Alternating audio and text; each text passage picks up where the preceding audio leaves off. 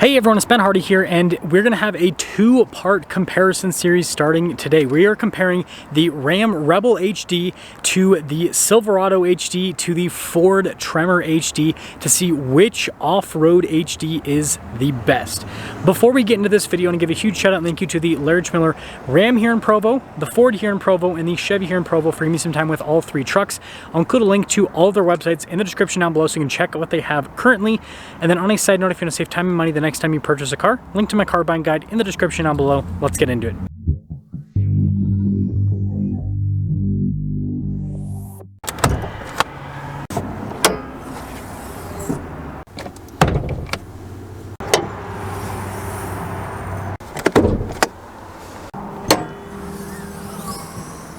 Under the hood, we have the standard output Cummins with the Ram. It's a 6.7 liter inline six turbo diesel that goes through a 6-speed automatic. It puts out 370 horsepower and then 850 pound-feet of torque. Powering the ZR2 is the new Duramax 6.6 liter turbo diesel V8 that goes through a 10-speed automatic transmission. Power outputs are 470 horsepower and then 975 pound-feet of torque. And then powering the Ford is the new high output Powerstroke 6.7 liter V8 diesel that goes through a 10-speed automatic transmission, 500 horsepower and then 1200 pound-feet of torque.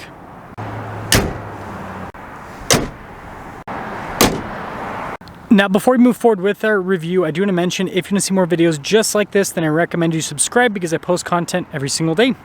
So starting with the Rebel, you guys can see it has the sport hood, and this one actually has cab lights, which is pretty cool. You've got the Rebel style front end on the Rebel to make it more off-roady, if that makes sense. And you guys can see there with the HD headlights, which I think look really cool. Now this does have an air dam that the Power Wagon does not have to help out with aerodynamic efficiency here with the Rebel. And then popping over to the ZR2, you guys can see you've got cab lights just like the Ram. You've got like hood venting, but this one's actually functional, whereas the Ram is just for looks. And then yeah, just massive front end. We've got this bumper from AEV with the truck, which just gives it a much more aggressive off-road appearance that I would say that neither of the other trucks have because they just have more kind of standard bumpers. I mean, the Ram's closer because it has a powder coated bumper similar to this Chevy, but the Chevy's, because it doesn't have an air dam, looks more off-road ready. And then finally, the Ford Tremor. Now, funny enough, this one is the one with the least distinct styling compared to its regular truck counterpart, if that makes sense. Like, this doesn't look too different from a regular Super Duty, other than the fact that the air dam is a little bit smaller. Other than that, the front end with the lights and the grille and all of that, it's pretty dang similar. So putting it all together, let me know which HD truck you think looks the best with the front end. Now with the Rebel, our tire and wheel setup is 285/60/20 in the front and over in the rear. And you guys can see with the wheels, you got the silver ring, and then notice that's blacked out in the center. And then yeah, chunky all-terrain tires also. Bilstein shocks with the Rebel. And then you can see with the chunky fender flare, and then notice with the badges blacked out, and you got the two-tone paint job. And let's quickly talk about suspension. So we have solid front and rear axles with this truck, and then we have a multi-link setup for the rear with the suspension with the Rebel, unlike the other two trucks that have leaf springs. So kind of unique on that front. Now the ZR2 is obviously in the center, so it's going to be hard to show a side view, but anyways, tire and wheel setup, 305/70/18 in the front and over in the rear. So definitely bigger tires than what you have on the Rebel, and you can see the AEV style wheels. And then we've got the Multimatic shocks with this. Love the fender flare design there. And then you guys can see like the mirror caps blacked out, and same thing with the badging. And then you've got that bedside step, which is a nice feature. And again, I understand this isn't like a good side view of the truck. But anyways, with the ZR2, independent front suspension, solid rear axle, and then leaf springs in the back. And then taking a look at the Ford, tire and wheel setup is 285/75/18 in the front and over in the rear. So interesting, this has narrower tires compared to the Chevy, but it's got more sidewall compared to the Chevy. Anyways, you got the silver and the gray with the wheels, and just like the other two all-terrain tires. No fancy brand with the shocks, it's just a shock system from Ford, so they didn't do anything like that. But you guys can see the badges here, and then you got the red with the Powerstroke badge. And then, yep, Ford did copy Chevy with the bedside step, but hey, if you can't beat them, copy them, right? Anyways, you guys can see the side view here with the Ford, and this one has solid front and rear axles and then leaf springs in the back. And there's actually a little Tremor logo on the shock in the back that I can see there, so I guess it's branded with Tremor. Now here's a look at the key fobs, and you'll notice that the functionality on all of the key fobs is identical. They just look different. Starting with the bed in the Tremor, we've got the tailgate step system here. We've got LED lights in the bed. We've got a fifth wheel prep setup as well. Bed liner from the factory, so it's all protected. And I don't think that this tailgate automatically raises up, if I remember right. Yeah, no, so you do have to lift this tailgate up yourself. And then as for the rest of the rear end, definitely boxy with the design. You got the bumper steps here, again, that Ford kind of took from Chevy a little bit. Again, inspiration, I guess, right? I guess it's a way to flatter General Motors, right? And speaking of General Motors, we do have a tailgate step system similar to Ford's in the functionality aspect, but different also in terms of how this pops out. You got LED lights, you've got a handle, you've got an outlet here in the bed. No fifth wheel prep or anything like that, but you've got bed liner, so it's all protected. And then this is definitely not automatic.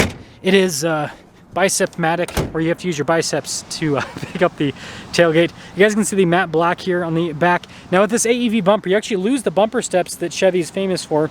So that's, I guess, a potential downside of that particular style of bumper. And finishing things up with the Ram, just like the other two, it has protection from the factory. No fancy tailgate step or anything like that here in the back.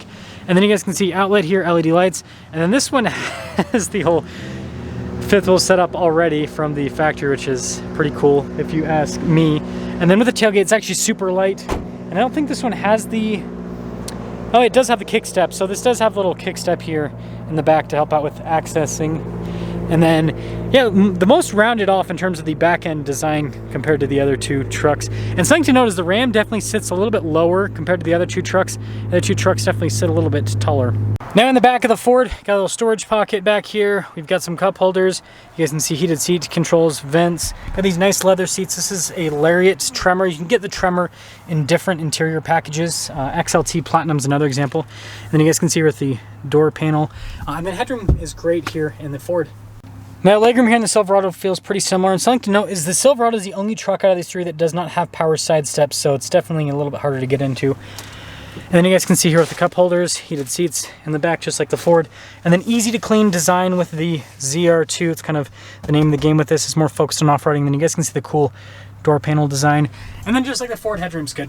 And then taking a look at the legroom here in the Ram, it's actually the least amount in terms of the space. I think this does have the ice buckets. Yeah, it's got the ice buckets, which is pretty cool. Got a little storage pocket. You can see the trim there. And then down below, heated seats, USBs, full outlet, all of that. And then really nice leather seats, just like the Ford. This is basically, it looks like a Laramie interior. Maybe actually a limited, now that I'm looking a little bit closer at the material use. Yeah, so this is a pretty nice, I'll double check the window sticker, pretty nice interior overall. Anyways, headroom, it's actually feels like it's a little bit less than the other two. And this leads us to the front of the Super Duty here. Big digital gauge cluster there in the center. And you guys can see here with all the practical controls on the steering wheel. Nice trim all around the steering wheel. And I like the trim here on the side, the door panel. And then notice we got stuff like all of our window controls here. The mirrors do power fold, and they also have the extension function. Got memory seats, blind spot mirroring with the mirrors as well. You can see all the controls here on the side on top of that, including pedal adjustment. And then this does have a 360 camera system. Good resolution overall.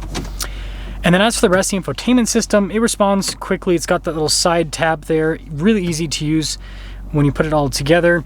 And then you guys can see here with the diesel exhaust brake, you got it for the camera system, your parking sensors, hazard lights, stability control, and then your off-road cruise control. And then there's soft touch on the dash. It does have a heads-up display as well. And then we got our trailer brake controls down below. Drive line select here, 2-speed transfer case. You got your axle lock, trail turn assist, and then you can see dual zone climate controls, heated and ventilated seats, heated steering wheel, wireless phone charging pad, and then lots of storage here in the center. Spacious center console as well. And then we do have a double glove box setup here on the Ford, which is always nice. This Super Duty right there, which is pretty cool. Power sliding rear window with this truck. And then a bunch of auxiliary switches here. No sunroof. Now this Ford is a 350. You can also get the Tremor in a 250 package. Anyways, payload is 3,948 pounds.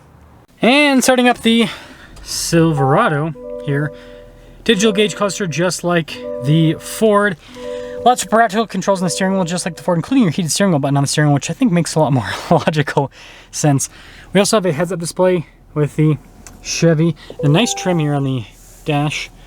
And then you can see the controls for the heads-up display. We got our drive mode select here. And so just like the Ford has drive modes. Tow haul mode, your drive line select. This is the only truck out of this bunch, I'm pretty sure, that has an advanced four-wheel drive system with four-wheel auto. Light controls. You got your mirror adjustments here, and then the mirrors do power fold in. They also extend out. Memory seats, blind spot monitoring with the mirrors. And then this truck does have a 360 camera system, just like the Ford. So solid with that. And then with the infotainment system itself, it is a horizontal layout like the Ford, but it is a smaller screen. Or at least it looks like it's a little bit of a smaller screen overall in terms of like the height, I guess would be a good way to put it, but just as easy to use. And then you can see all the practical controls down below. I think important stuff, we do have a rear locking differential. Don't have trail turn assist like the Ford though. Do have hill descent control though. Heated and cooled seats here with the ZR2. And then you can see the trailer brake controls, and then here's kind of like the center console setup. I like the trim here on the top of that. I think it's nice. Got the wireless phone charging pad and all of that. And then double glove box. Then we have a camera rear view mirror, and then power setting rear window. And funny enough, no sunroof in this either. And starting up the Rebel here. I guess this one has a diesel preheat. Full digital gauge cluster just like the other two. Bunch of practical controls here. Notice this even has adaptive cruise control just like the other two. Got your little light control here on the side. Got your mirror adjustments and everything. You can also adjust the convex mirror. Blind spot monitoring with the mirrors, also automatic windows, all of that. You can see the trim here on the door panel. And then nice trim on the dash. Goes across. Harman Kardon sound system. No heads-up display with this particular truck, it looks like. And then with the camera system, this one beeps in reverse. It also has a 360 camera system just like the other two. And then this is the only one with a vertical infotainment system, so a little bit different. Heated and ventilated seats, dual zone climate, you know, all the normal stuff. Diesel exhaust brake, so all of that is the same. This one has the rear air suspension, so it has the alternate trailer height setting, trailer brake controls. And then, yeah, just like the Ford, 2-speed transfer case, axle lock, hill descent control. So no trail turn assist like the Ford though. And then center console. I think this is the best center console design out of the bunch. You can see with the Rebel logo there on the top, which is cool. But it's just so much bigger than the other two, and it just, I don't know, it's more usable as well. And then you guys can see the whole glove box setup here, which is pretty cool. I like the trim that goes across. And then camera rear view mirror, and I guess the sunglass holder is done for some reason. Power setting rear window, and funny enough, yeah, no sunroof with this.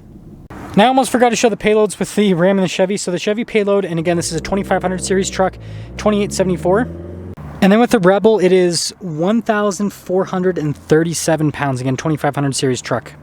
And now this leads us into the pricing section. So the Ford stickers for about $94,000, the Chevy stickers for about $92,000, and then the Ram stickers for about $104,000. Now, something to note is with the Fords, there are no rebates right now. Same thing with the Chevys. With the Ram, there's like a 10% rebate, 10% off of MSRP from the manufacturer. And so if you take into account that 10% rebate, it would be more similar in price to the Ford in terms of the pricing. And then something else to note is with these two trucks on the market right now, they're still selling for at original MSRP, or maybe just a little bit below in some cases, whereas the Rams have some pretty big discounts below MSRP from dealers. And so when you take into account actual market pricing, then what it's going to look like is the Chevy and the Ford are going to be about the same price, and then the Ram is going to be a little bit less when it comes to pricing, or actually a lot of bit less in some cases, depending on equipment on the Rebel. So that's pretty much going to sum things up for our walk-around comparison with all three of these trucks. Like I said, there's going to be a part 2 with a driving comparison, so that's another reason for you to subscribe if you're not already subscribed. And what I will say with this walk-around comparison is it's very interesting to see the difference between the approaches with all of the manufacturers. What it looks like what Ram has done is they've basically taken their fully loaded interior and thrown it at an off-road package truck that just has a lot of parts from other trucks like the Power Wagon, for example. With the ZR2, right, Chevy works with AEV to build kind of like this custom off-road truck. Looks really cool. And then with Ford, you've got the Tremor package, which is like their extreme off-road package you can put on pretty much every single truck. They don't have like a base model Tremor, but they do have an XL off-road package, which is, it's basically like a base model Tremor. But yeah, it's just interesting to see the different approaches with the different manufacturers. Let me know which one you like so far with the comparison. We'll come to conclusions within the driving comparison. But what I do want to say, I guess, is the last thing that's like a walk-around spec. With the Ram, with the Chevy, you can only get them in 2500s. With the Ford, you can get that in a 250 or a 350. So I do feel like that's an advantage for the Ford, the fact that you can get it in a 350 like what we have here today. I'll see you.